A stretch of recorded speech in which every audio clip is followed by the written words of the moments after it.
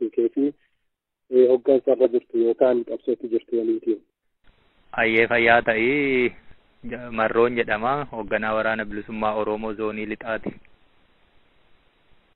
Ayyee tolee galatoomii yeroo kee nuuf kennitee gaafiif deebii waliin jechuuf eeyyamamuu keedhaafi mee waraanni bilisummaa Oromoo amma maalitti jira qabsoo akkamii gaggeessaa jirtu? Ayyee waraanni bilisummaa Oromoo waraanaa hojii waraanaati hojjetaa waanuma kana dura irra deddeebi'amee jedhamaa ture wanti addaa hin jiru. Waraanni bilisummaa Oromoo uummata Oromoo gabrummaa jala jiru gabrummaa jalaa baasuuf jecha qabsoo sirna cunqursaa irratti gaggeessaa jiru kauma yeroo kaanittidha jira ammasi wanti jiru wanti adda ta'e hin jiru naannoo kanarraa lolatu adeemaa jira lolaa waraana mootummaa abbaa irree waliin deemsifamu kanatti jira waraanni bilisummaa Oromoo amma. Waraanni guyyaa guyyaatiin taasisaa jirtanii akkumatti hubatti jira moo addaan cicitaadha waraana akkamiiti kan gaggeeffamaa jiru humni addaallee naannoo sanatti bobbaafameera alarraa humni dhufeeru jira jedhamaa ture yeroo darbirratti kana waliin wal qabatee maal jetta? Ayyee lolli kan adeemsifamaa jiru guyyuuti waan addaan cite hin qabu.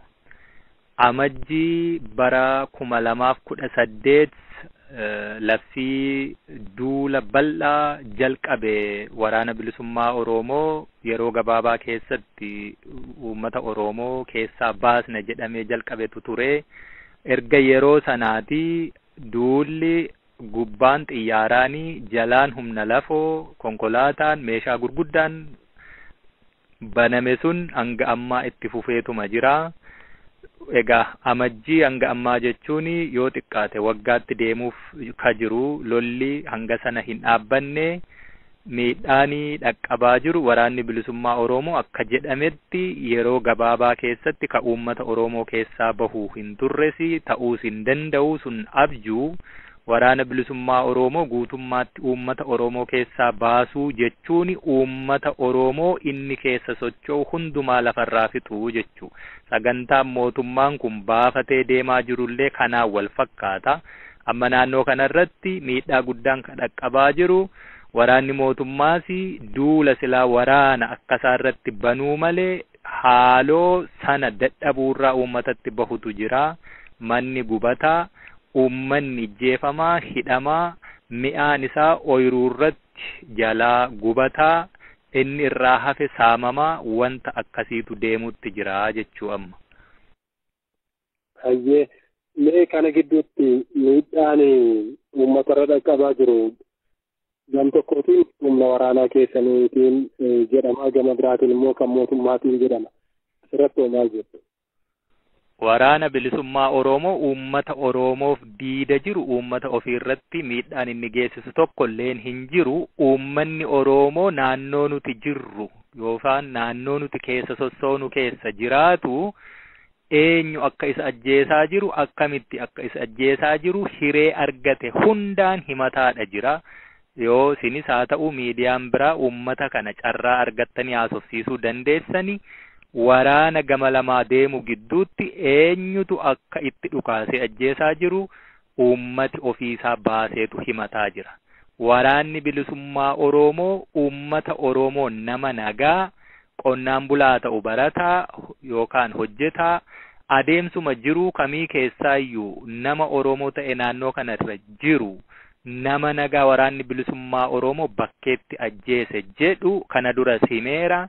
Uummanni himate gaafatamummaa isaati fudhannaa jedheera. Hin jirullee immoo uummanni carraa qabu hundumaan waraana mootummaan bobbaasee uummata kana keessatti gadi naqee jirutu horii irraa qalachuu mana isaa gubuu ooyiruu isaa gubuu isa ajjeesuutti akka jiru carraa argate hundaan sagalee argate hundaan himataa jira jechuudha. Kanaaf waraanni bilisummaa Oromoo wanti inni diida jiruu fi roorroon manaa isa baase roorroo sabaaf ba'ee sabaa fi umurii isaa gubuu jira wareegama kaffaluu jira tarkaanfii immoo deebi'ee saba isaa nagaa irratti hin fudhatu jechuudha. Kuni akkasitti qulqullaa'ee himamuu qaba. Akkasittis immoo mootummaa yeroo irraa yerootti waan waraanni isaa taasisaa jiru sana dhoksuu yookaan golguu fi miidiyaa harkaa qabuun yeroo hedduu irra deddeebi'ee waraana bilisummaa Oromootti quba qaba.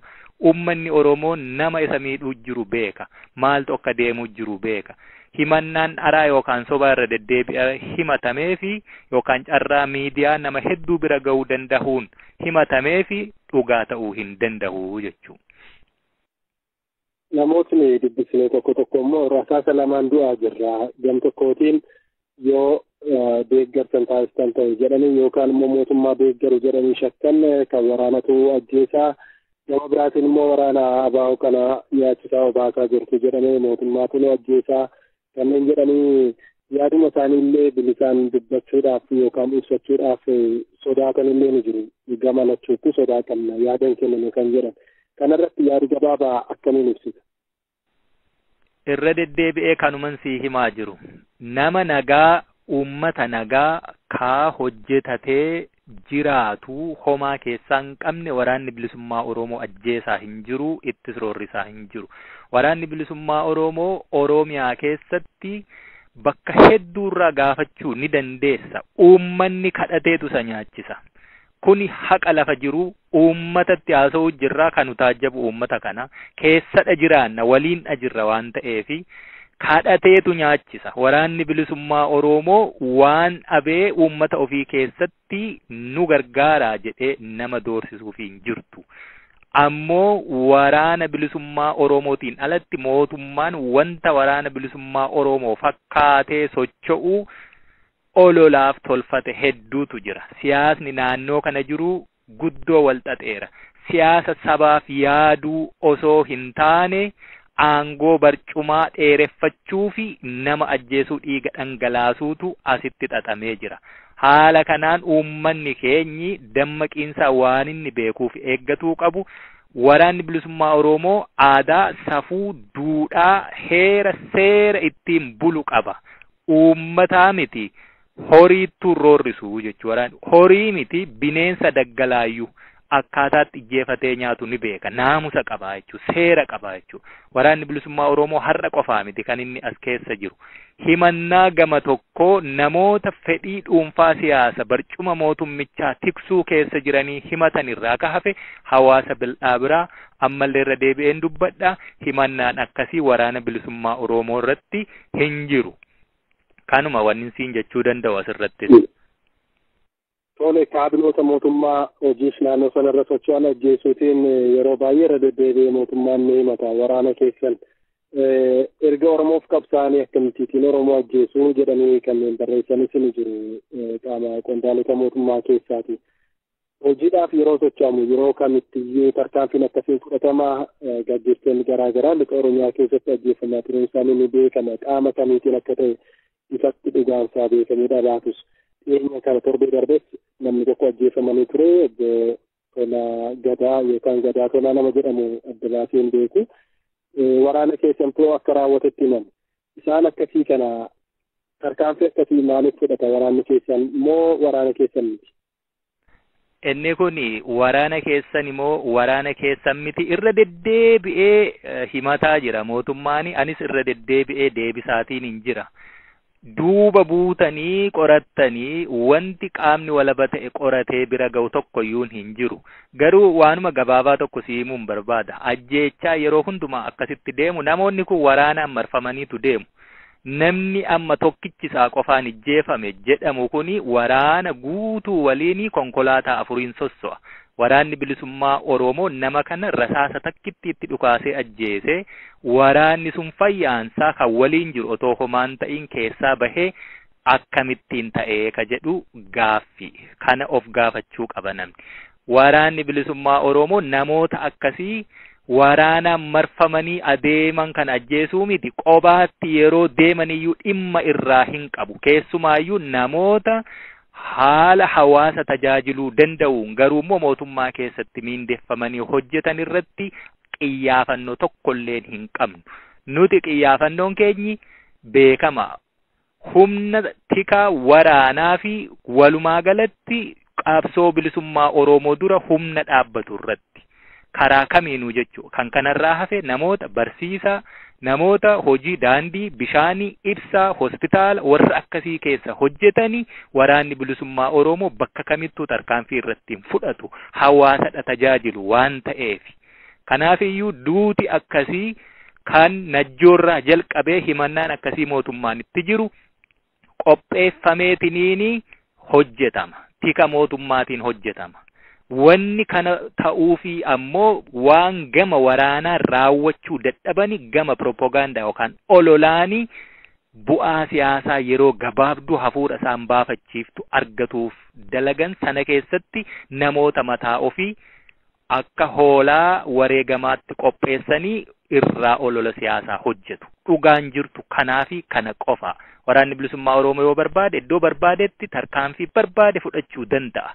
Namoonni hedduun sektarii mootummaa sana keessatti siviiliin hawaasa tajaajilanii garuu mootummaan miindeffamanii bahanii galaa hojjetaa jiru. Isaan irratti tarkaanfii salphaa ta'e eenyuyyuu nu dhorkuu hin dandeenye maaliif hin fudhanne. Akkamiin itoo lafa kana keessatti lolli hanga kana jiru taargeetii yookaan qiyyaafannoo keenya ka waraana irratti qofaa akeekkate qofaa raawwachuutti jirra ka'edhu gaaffii namni gaafachuu qabuu fi ofiillee deebii kennuufii danda'u jechuudha. Kanaaf ajjeechaan akkasii bilisummaa Oromoon hin raawwatu, raawwatees hin beeku, siichettis hin raawwatu. Kanuma gaaffii ati na gaafatteef deebiin ani qabu.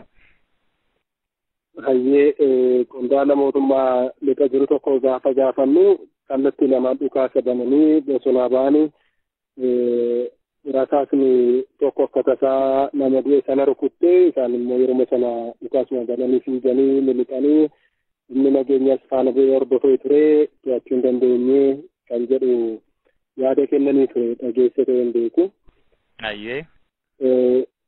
Kanaaf immoo riphee lolaatu waan akkasii kana raawwataa kan jedhudha kan ibsamaa ture. Kanaafi kan hin kaase. Eeyyee deebii sii kenne beeki riphee lolaatu kana raawwataa yoo jedhame riphee lolaanis akkasii miti iddoo barbaadetti waan barbaade raawwachuu danda'a gochuu ni dandeenya turre kun nu hin ilaallatu humni nageenyaa waliin jira hidhatee jira konkolaataa afuriin socho'uutti jira namoota kana keessa gidduu taa'a achi keessa rasaasni akka waan maagneetii namtichi qabuutti itti dhukaate isa qofaa ajjeeste. Namoonni ajjeesan immoo fiiganii badanii humni nageenyaa to'achuu hin dandeenye. Mee kanaafi ati maal jetta? Namni sana siin jedheyyuu waan naannoo sana irratti ta'e waa tokkoyyuu quban qabu. Odeessi yookaan miidiyaa fi akkas jedhii soba kenni ka jedhamee fi waan irraa bahuu malte qofa sii himee jechuudha. Gaaffiilee hedduu kaasuu dandeessu osoo gaafatte deebii ittiin qabu namni kun. Garuu ati koodiima gaazexeessaan tokko gaafachuu kondaaktii sana qabatteetu gaafatte waan ta'eef malee gaaffii hedduu kuni qaama walabaan yoo qoratame qofaadha mirkanaa'uu danda'a yookaan immoo qulqullaa'uu danda'a akkasi. Odeeffannoo konkolaataa afurii socho'uu isaanii miidiyaarraa ka argattan moo odeeffannoo waan kana qabdu?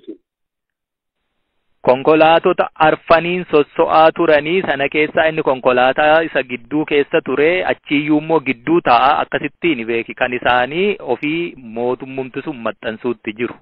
Kanaaf konkolaataa afuriin namni sosso'u keessaa immoo kan gidduu taa'u achi immooyyuu namoota gidduu ka taa'u akkamiini maagneetii wayiit itti hidhatee waraanni bilisummaa Oromoo rukute yoo ka'edhuun gaafatuu jiraniyyuu mootummaatu sana maxxanseera maxxansoota ka namoonni hoggantoota mootummaa sana keessa jiran guyyuu miidiyaarra taa'anii maxxansan namooti sun dhugumaan isaan ta'e qabatamaan beeknutu kana jechuutti jira. Hayyee mee gama biraatiin gara gaaffiiwwan kaanitti haa deebinuuti. Abaa'oon filannoo dhufurratti hirmaachuudhaatiif waraqaa yoo beekamtii yookaas galmaa yoo beekamtii fudhachuunsaa inni beekama dhiyeenya kana. Inni kun yaada keessan kan jijjiiru yookaan wanta irratti jettan qabdu kana wajjin wal qabatee hoggansiisi boordiin filannoo Itoophiyaa yeroo ammaa kana kan raawwachuunsa abdii wanta qabu fakkaata yaada jedhu kennanii ture. Tarii inni kun amantaa akkasiin irratti godhattan yookaan yaada keessan jijjiirtan isin taasisuu danda'a? Kanarratti yaadan sii kennuuf danda'u tokkoyyuu hin qabu. Okay. Gara gama filannootii wanta jedhu irratti jechuudha. Mee gaaddisa paartilee Oromoo kan jedhu tokko dhiyeenya kana hundaa'ee wajjin wal qabatee dubbatan keessaa ammas karrisaa banaadha. Ijoolleen nagattafanii yookaan gara nagaatti deebi'an ta'e asuma jaratti hiikkannaa kan jedhu tokko dubbatanii ture. Isa kanaaf deebii qabdu? Ayyee jalqabumaa gaaddisa hooggansaa ka'edhu suni namooti yookaan paartiin achi keessatti walitti qabamanii kan isaan hoogganamanii namoota mootummaa keessa jiraniini. Ammoo mootummaan kun waan inni tolchate warra kanatti cancaladha afaanitti kaa'e akka isaan waa takkayyuu dubbachuu hin dandeenye. Yeroo hedduu hidhaa isaan keessa seenanii teenyeetuma hubatu yookaan ilaaluutti jirra. Ammoo haa ta'uuti kanarratti miti gaaffii ati na gaafatteef deebiin sii kennu wanta irra deddeebi'amee dubbatamu kanaaf deebii kenninee dabarreerraa wanni lafa kaa'annetu jira. Yoo daandiin isaa jiraate araarri dhugaa jiraate tokko jaarrolee araaraa kaa nutis mootummaanis irratti walii galuu dandeenyu waliinidha filanna kan mootummaan dabballee ofii bobbaafatu miti. Sun nuuf hin ta'u kana duras dubbadhe. Lammata bakki itti wal argamuu danda'utu filatama. Sadaffaa wal arguu fi waraanni amma akkasitti labsii muddamsuutiin mootummaan ummata keessatti bobbaasee jiru ummata keessaa ka'uudha qaba. Mallattoon nageenyaa mul'achuu qaba. Nutis waraanni bilisummaa Oromoo bakka jirru irratti labsii dhukaasa dhaabuu gamalachuun irratti walii game tolchuun achirraa waraanni ka'ee labsiin muddamsuu ummata irratti labsamee ummanni bahee galuu dadhabu sun irraati kaafamuu qaba.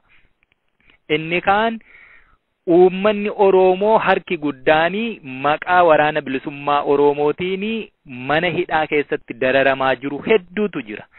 Oromummaa qofaaf badii tokkollee kan hin dalagiin karuma nagaallee hojjenna warra jedhee gale paartii adda bilisummaa Oromoo amma gara paartiitti of jijjiiruu deemu nagaa buusna filannoof deemna jedhamu sana keessallee miseensiif qondaallee dhaabichaa akkuma jiru mana hidhaati jira. Kuni hundi gadi lakkifamuudha qaba. Warra isaan hidhetu yakka dalage malee warri hidhaa jiru yakkamaa miti. Kanaafuu gadhiifamuun isaanii immoo akka injifannootti ilaalamuun qabu. Jalqabumaayyuu hidhamuu hin qaban ture waan ta'eef. Inni biraanii yoo walii galamee dhukaasni dhaabbatee hidhamaan hiikamee labsiin muddamsuu kun ka'ee jaarroleen bakka namni itti wal arguu danda'u tolfamee gamalachuurraa tolfanne irratti walii galame. Dubbiin kun lammata deebi'ee akkan kaane taajjabdoota kana duras dubbadheera qaama sadaffaa nu gidduu taa'uu danda'u tolchachuu. Kun jiraate jennaan achi booda ajandaa irratti mari'atamu dhimmi Oromoo nu ilaallataa jennee waan dhiyeeffannu qabna. Mootummaan immoo kun sin ilaallatu kunas sin ilaallata jedhee waan nu mormuu fi waa walitti dhukaasnuufiitu jira. Maaliif walitti dhukaasne nuti kana barbaanna isin kana barbaaddu ajandaan kaahameetu irratti mari'atamuu qaba yeroon fudhatame. Yoo kana hin taane mootummaa yeroo barbaadetti namoota adda addaa fedhii siyaasaa walitti hidhata qabanii tottolchee waraana galchine yookaan hiikkachiifne jechuun sun booji'uu jedhama. Yoomiyyuu hin ta'u kana duras hin taane fuuldurattis ta'uuf hin deemu. Kanumaa jechuun waan isaan hooggansa sanarraanii yookaan gaaddisa hooggansaa jedhanii dubbataniif deebiin ani siif qabu. Jaarsolii waliin filachuu ka jettee kaaste irratti biyya keessaa moo biyya alarraa moo haala akkamiitiin filachuudhaatiif fedhii qabdu osoo kuni kan ta'u ta'e? Kuni kan ta'u yoo ta'e akkaataan itti filatanii qaamni mootummaa bakka buufatee fi nuti bakka buufannu walitti dhufanii irratti mari'atanii milkeessaniin xumurama. Inni kuni hojii gaafa walitti dhufamee ta'uu danda'uuti. Gama biraan mariidhaatiif bakka akka jedhu kaastee jirta. Bakki mijataa miti kan jedhuuf moo maaliif biyya keessatti mijataa miti jechuuf moo maaliif ture laata? Ito isa goote. kuni aadaama namni wal dhabee jiru yookaan dhaabni wal dhabee jiru yookaan qaamni qawweetii walitti dhukaasu taasisuu addunyumarra jiruutii ka Oromoo baatuun itti baate tokkoyyuu hin jirtu. Lolli dhaabbateetu bakka filachuu jechuun qaamni wal argu wal amanee iddoo nagayummaa gamalachuufuu irratti walii galame wabii nagaa qaama lachuu ta'uu danda'u jechuu. Alaaf keessa jechuu miti sun bakki irratti walii galame bosona ta'uu danda'a, mandara ta'uu danda'a, biyya ta'uu danda'a, sun rakkoo hin qabu. Wabii nageenyaa gamalachuu kan mirkaneessu bakki irratti waliif galamu jaarrolee gidduu deeman sanaan mirkanaa'ee itti wal argan jechuu kooti. Mee gama biraatiin waraanni keessan osoo gara nagaatti deebi'e carraan akkamii akka isa mudatu yookaan maaltu akka isaaf kennamudha kan fedha qabdan kanaan duras kan irratti waliin galan. Suni ka miidiyaa irratti osoo hin taane waan barbaannuu fi waan baanee fi akkaataa itti karaa qawween arganna jennee deemaa jirru karaa nagaan akkamitti argamamuu danda'a jedhamee mariin yeroo taasifamu murtaa'a. Marroo qabsoo kana keessatti inni tokko filannoon biraa kan ammatti jirtan qabsoo qawweedhaan gaggeessaa jirtanii kan biraan immoo qabsoon siyaasa keessaa gaggeeffamu filannoodhaan. Isa kamtu filannoo sirriidha Oromoo fi Oromiyaatiif jettanitti amantu. Haala har'a jiru kanaan sabaaf sablammiin biyyittii keessaa akkasumas biyyi Itoophiyaa jedhamtu yeroo dheeraa fi kijiba irratti tuullaa kijibaa irratti ijaaramaa rakkoon gaaffiin sabootaa hedduun irra taa'aa gaccuqqilamaa dhufe kana keessatti Oromoon qawweetu isa barbaachisa. Kuni abjuu miti, raaga himuu miti yookaan immoo ayyaantuu ta'uus hin gaafatu. Kana duras dubbachaa turre namni hedduun bilisoomnee jechaa ture. Har'a garuu dhiigni ilmaan Oromoo deebi'ee daandiitti bahee jiguutti jira. Of goyyomsuun hin gaafatu. Addunyaa kanarratti gaaffiin saba hundaayyuu gaafa rakkoo seenu biyya gaaffii sabaa qabu dhiisiiti biyya bilisoome keessattiyyuu sabni dammaquun ijaaramuun hidhachuun dirqamuma. Biyya addunyaa kanarraa gurguddoo jettu qawwee xixiqqoo nuti jennu kana dhiisi sadarkaa itti teknooloojiin kutee misaayila niikuleera wal hidhachiisuurra jira addunyaan kun. Ka Oromoo bira ga'ee maalumaaf akka inni xiqqaatu hin beeku.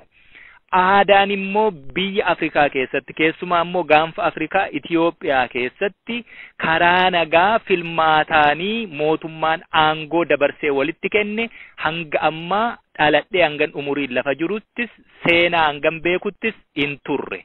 Kanaafiyyuu yoo jiraateyyuu sabni kamuu hidhachuun dirqamuma. Biyya bilisa taateyyuu yoo taate sabni humna qabaachuu hidhachuun dirqamumaa jechuu. Karaan nagaa jiraatee filmaanni nagaan jiraate jennaan rakkoon hin jiru. Filmaatumtuu jiraatee karaan nagaayyuu jiraatee immoo dimokiraasiin dhugaayyuu yoo jiraate sabni hidhachuun dirqamuma qabaachuuma qabaa jechuu. Kana. Barbaachisaadha jettanitti amantu. Bilisummaa sabni qabuyyuu hidhachuutu irra jira. Barbaachisaadha. Oromoo yoo bilisoome waraanan barbaadu moo poolisiin barbaadu moo tikan barbaadu moo ofin ittisu moo meeshaan hidhatu moo maal jechuu. Biyya keenya keessatti kana jechuun koo humna waraanaa yookaan humna tikaa yookaan poolisiitiin alatti qaamni kaan hidhatee deemuu yookaan socho'uu qaba ejjennoo jedhu qabdu. Biyya qaba taanaan kanatu barbaachisa. Biyya hin qabu taanaan immoo kana karaa itti argachuu danda'u waraana hidhatee qabsoo sabaa galmaan ga'uuf socho'uu barbaachisa akka waraana bilisummaa Oromoo kanaa jechuudha.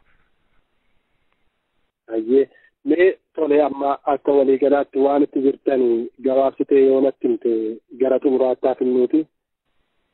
Akka waliigalaatti qabsoo karaa danda'ame hunda hidhannoorraa hanga barbaachise hundumaatti qabsoo gaggeessuutti jirra, uummata waliin jirra. Kanumatti jirra ammatti. Wanta biraa hin qabnu. Tole kanaaf akka dhaaba keessanitti akka ammaatti gara qabsoo nagaa yookaan filannoo wanta jedhu irratti ejjennoon aga ammaatti lafa keessan hin jiru jechuudha. Wanta haasaames waan hin jirreef. Nuti egaa amma akka itti jirru waraanaa hidhanneetu mootummaa balbala siyaasaa cufate daandii filmaataa dhorkate karaa kamiin iyyuu nagaan akka jiraachuu hin qabnetti yeroo hundumaa shirarraan shira dhalchaa bulu mootummaa akkasii kana karaa kamiin itti dhiyaatteetu karaa nagaa waliin haasa'uu dandeessa. Nageenya gaafanneem yeroo baay'ee irra deddeebine qabxiileen ammasii kaasaa ture kun mootummaa maaliif sodaachisa? Jaarsi biyyaa gamalachuuyyuu hin loogne abbootii amantiis haa ta'u eenyuyyuu yookaan qaamni sadaffaa biyya biraarraas haa ta'u ajandaan immoo qabxii irratti walii galamuu qabu mariif dhiyaatu haa jiraatu. Kana yeroo jennu mootummaan kun wanni inni sodaatu maali? Nagaa barbaada taanaan nu waliin haasa'u maaltu dhorki? Erga nu waliin haasa'uu hin danda'u ta'ee calluma jedhee labsii hatattama adda addaa labsee uummata fixuu kanarraa kaafe immoo waraanaanis furmaata argachuu hin danda'u. Kanaaf yeroo dheeraa uummata kana cunqursaa jalatti gadi qabanii aangoo barcuma siyaasaa ofii tursiifachaa turuu filmaata godhate mootummaan. Kuni kan inni cabuu danda'u afaan qawwee qofaan jennee amannee jechuu amma. Kanarraati roorroo sanatu nuutiin akka akkasitti murteeffannu nu taasise. Waraanni bilisummaa Oromoo saba Oromoo. Jaarsoliin kanaan dura ergamanii jaarsoliin hawaasa keessaa bakka bu'an inni ergaman namoota siyaasaatiin alatti jaarsoliin abbootiin amantaa ergamanii ture. Isaan wajjinitiin namoonni akkasii ammas nuuf hin ta'anidha kan jechaati jirtu. Hanqina qabu ture jarri. Namoonni akkasii jalqaba akkaataatti deemaa ture yoo argite jaarrolee osoo koree teknikaa jedhanii dabballoota siyaasaa mootummaaf looganii sanuu immoo bifa araaraan osoo hin taane bifa dhoksaa waraana kallattii adda addaan quunnamuun nu booji'uu fi kan karoorfatan sana osoo hin taane gartuun biraa ka socho'etu ture. Jaarroleen biyya abbootii amantii ka keessa jirani isaan sosso'anii nu bira yeroo dhufuuf turani olola guddaatu adeemaa ture. Miidiyaa irratti hordofaa turta yoo ta'e gartuu sana keessa warri dabballoota mootummaa keessa turanii osoo waraanni bilisummaa Oromoo ittiin bu'in ni saamamne ni reebamne dhanii dacha'ani. Gartuun tokko garuu jaarroleen dhugumaan nagaan asitti akka bu'u barbaadanii fi eenyurraayyuu loogii hin qabne nagaa qofaaf adeemanii dhufanii nu bira gahanii turani. Waan barbaachisuu fi waan barbaannuu fi mootummaa waliin waan haasa'uu barbaannutti himnee turre. Deebi'aniillee ibsa akkan kennine dhorkamani. Reebamneerraa saamamneerra jedhaa ibsa kennaa jennaani Voice of America qophii afaan Oromoo irratti namni tokko bahee dubbate ni yaadadhaa jechuu. Nuti waan reebamnes hin qabnu waan saamamnes hin qabnu nagaan deemne nagaan gallee waan haasofne irratti immoo siichi ibsa kenninaa jedhee ibsa laatee ture osoo ibsan kenniin hafan. Shira akkasiitu adeemuutti jira. Inni sun caabee dubbiseen ture walqaban jiinatu dubbise nama akkas jedhe kana. Ayyee. Nakayyuu jalqaba dubbisee reebamne nagumaan kabajumaan deemnee gallee na jedhan jaarsi gara bahaa tokko. Eeyyee kanatu ture egaa itoo sun otti fufeera ta'ee furmaata argachuu danda'a nagaa waaraa bu'uu danda'a ture. Mootummaan kun kan inni barbaadu booji'uu malee nagaa buusuu miti. Waraana bilisummaa Oromoo immoo haalli kamuyyuu booji'uu hin danda'u. Kanatu ta'ee eddasiitii gaa mootummaan namoota isaaf ta'aniif isaaf dubbatan qobaa qawwee ilmaan Oromoo dhiigaaf lafeen fidanii ittiin daangaa ofii tikfachuu fi uummanni gumbii isaa qullaa godhee kiisii isaa duwwaa godhee itti bitee ilmaan isaa hidhachiise sana hiikkachiisuu irratti hojjechuutti deeme mootummaan. Kana immoo ofirraa ittisuuf qabsoon itti fufuun dirqama ta'ee jechuudha. Kana dubbiin jiru. Tolee guddaa galatoomii ulfaadhu gaaffiif deebii